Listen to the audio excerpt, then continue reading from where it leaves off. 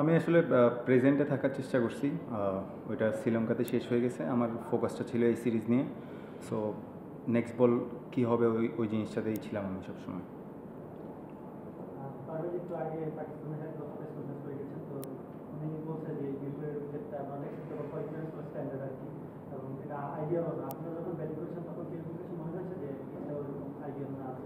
না, এমন কিছু তো ফিল হয়নি, কারণ হচ্ছিল আপনি যদি দেখেন আমরা 110 রান করছি, 16 ওভার করছি না, 16 ওভারে করছি। সো আমরা যদি 20 ওভারও খেলতাম তাহলে 160 এখানে করতে পারতাম। সো আমার থেকে মনে হয়নি যে এটা ওইরকম হইতে পারে। হইতে পারে যে ওরা অ্যাডজাস্ট করতে পারেনি, সো আমরা অ্যাডজাস্ট করার চেষ্টা করছি এখানে। আগের দিন তানজিদ শ্রীলঙ্কায় তানজিদ হচ্ছে 70 অড রান করেছিল, আজকে আপনি করলেন।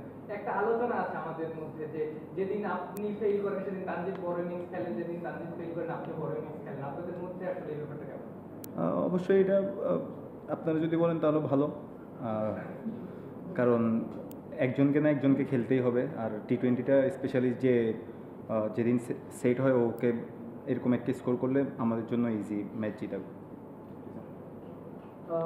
এটাই মনে হয় প্ল্যান ছিল যে উইকেট পড়ে গিয়েছিল, কিন্তু আপনি আর হৃদয় যখন ব্যাটিং করছিলেন যে টার্গেট যাই হোক শেষ পর্যন্ত ব্যাটিং করার জি, পার্টনারশিপ করার চেষ্টা করছি আমরা।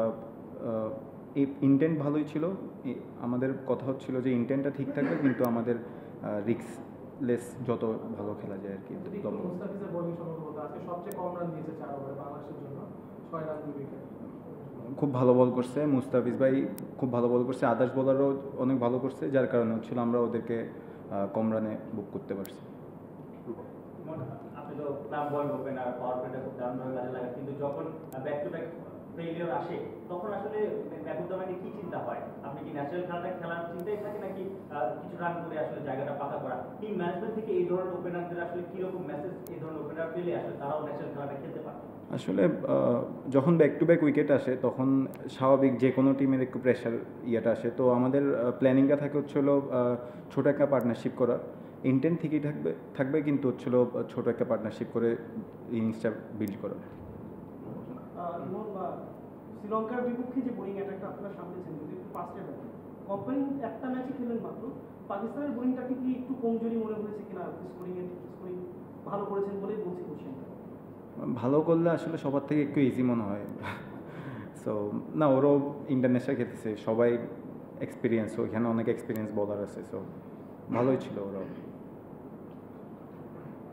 আপনি পাকিস্তানের বিপক্ষে লাহোরেও একটা 50 করেছিলেন খুব হাই স্কোরিং রেটে, বাংলাদেশেও আজকে সবাই যেখানে ফেল করছিল পাকিস্তানের তরফ থেকে আমাদের তরফ থেকেও আপনি বেশ স্বাচ্ছন্দ্যে খেলছিলেন। পাকিস্তান কি আপনার জন্য একটু ইজি অপরচুনিটি? এভাবে তো চিন্তা করি না আসলে। পাকিস্তানের এই ইনিংসের বাংলাদেশে যখন দুটোকে আগে পড়ে গেল, তারপর আপনি হৃদয় এবং চাকরালে তিনজনে খুব স্বাভাবিক ব্যাটিং করে, আসলে উইকেটটা কি মনে হচ্ছে, মানে ব্যাটিং ফ্রেন্ডলি না বোলিং ফ্রেন্ডলি? বলারদের জন্য মিরপুর উইকেট একটু বেনিফিট থাকে, এটা নর্মাল জিনিস। বাট আমরা আসলে তখন যত চেষ্টা করছি হচ্ছিল অ্যাসেস করে এখানে যত আর্লি এখানে সেট হওয়া, ওইটা সবচেয়ে আগে প্ল্যানিং ছিল আমাদের। কত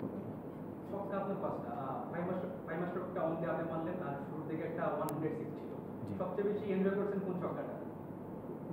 100 ছয় যেটা মারছি এটা।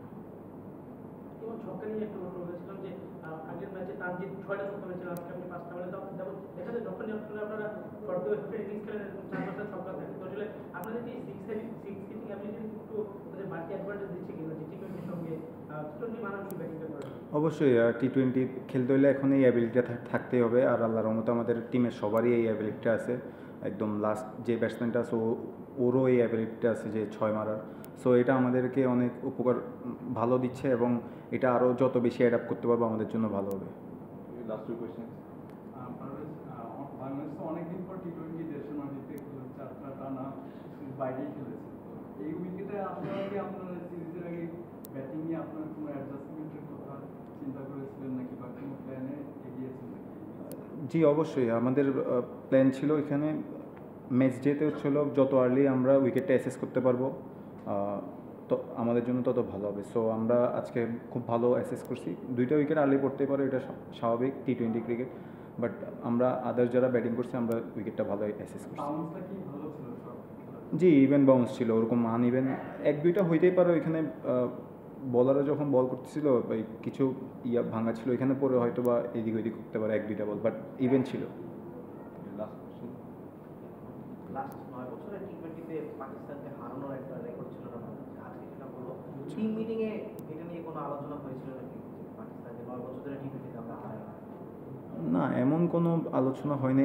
আমাদের লাস্ট একটা সিরিজ খুব ভালো খেলে আসছি শ্রীলঙ্কা থেকে। সো সবাই খুব কনফিডেন্ট, চেষ্টা করছি ওই কনফিডেন্সটা আসলে ক্যারি করার।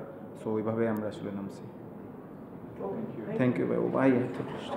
বান্ডেল থাকলে প্রতি সেনমানিতে টাকা বাঁচবে। বিকাশ সেনমানি বান্ডেল কিনে জিতুন প্রতি লেনদেনে।